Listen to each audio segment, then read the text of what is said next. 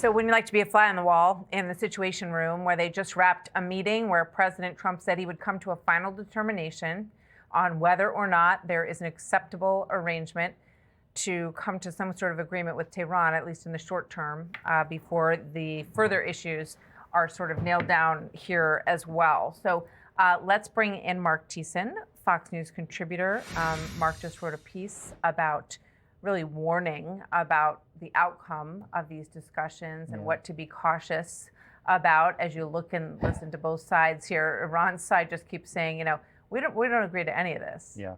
And President Trump has been quite clear on what he wants out of this deal. Where do you see it? Well, let's start with the positive, which is that the decision to launch Operation Epic Fury is one of the most courageous decisions any American president has made in my lifetime, and it has done devastating damage to Iran. So when people are saying this is just like the JCPOA, no, it's not. 13,500 strikes by the U.S., 8,000 strikes by the Israelis. 82% of their defense industrial base destroyed, their ability to build missiles, their ability to build drones, their ability to build navy. Their navy is at the bottom of the Gulf. Their air force can't fly any sorties. So this is serious damage that has been done. However, what Iran has figured out is that they may not have a nuclear weapon, but they have another weapon. They have the Strait of Hormuz. And we have not been willing to do what's necessary to open the strait unilaterally. And so therefore, they are using that weapon to force us into a deal that we probably wouldn't want to take. And that's problematic. We don't know the details of the deal yet, but what's being reported is that we're going to lift the blockade in exchange for opening the strait. There's no nuclear agreement yet. They've agreed to talk for 60 days. But we shouldn't be lifting the blockade until Iran hands over the nuclear dust.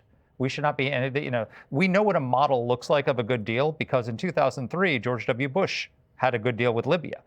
We went in, planes landed in Libya, loaded up the entire Libyan nuclear program onto planes and flew them to, including the centrifuges, including the uranium hexafluoride, everything, packed it up and sent it to Oak Ridge, Tennessee, where he went and received it. And we blew up all their ballistic missiles. If we can get a deal like that out of this, if we can get the Arab countries to join the Abraham Accords, that's one thing. But they haven't agreed to any of that, and we're making concessions to them that they haven't earned yet.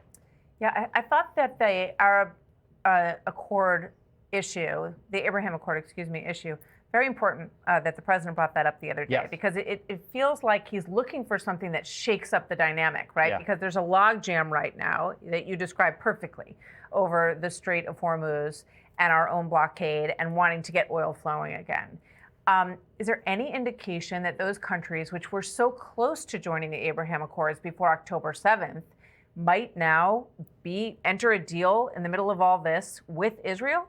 Well, the interesting thing is it's a very smooth tactical move that President Trump has made because those countries didn't want us to resume the combat. That's right. And so he's saying to them, it's like, okay, you don't want me to resume the combat. You got to join the Abraham Accords. If you want me to do it this way, this is what you've got to give. And he says, we're owed it. And he's right. Yes.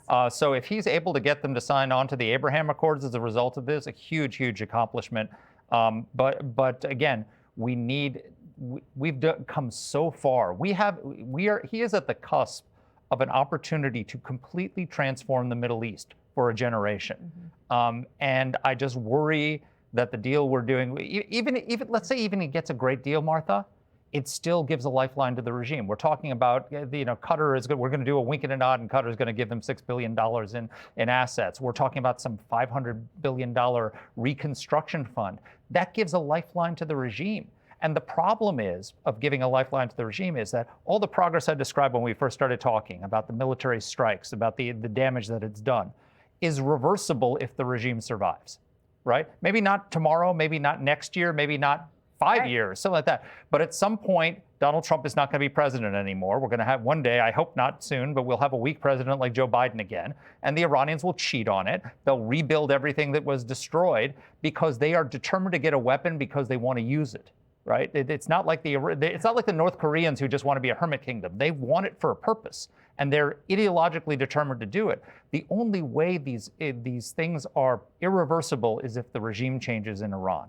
And that's not where we're headed right now, which is a problem. I mean, I go back to thinking about what Netanyahu said in the beginning of this, that it was to basically break the legs of the table so that it collapses, because he wanted to create an environment through, of course, obviously the great military of the United States, create an environment where the regime collapsed, where it just falls out from under them and the people can rise up and take their country back, which they had 47 years ago, and they want it back. But clearly the hope for them at this point is dimming on that, because these guys just hang on like, you know, some sort of thing that you can't get rid of. And by the way, Martha, we know how to do this because we did it during the Cold War. Yeah. We funded the Contras. We funded the UNITA Angola. Yeah. We funded the Mujahideen. We supported Solidarity. But Trump doesn't want to arm the Kurds. He said that quite clearly. It doesn't have to be the Kurds. We gave them weapons and they stole them. It doesn't have to be the Kurds, but we have muscle memory on how to do this. We liberated 400 million people in the Cold War by supporting them without going to war. And when you look at it, it is like the wall coming down in a way. When you look at Venezuela, you look at Cuba, you look at Iran, you get a trifecta, you have a regional change that looks a lot like what happened when the curtain came down in the Soviet Union. But only if we persevere. Thank you, Mark. Thank you. Always great to talk to you. Be sure to like and subscribe for all the Fox News latest on YouTube and catch full shows streaming now on Fox One.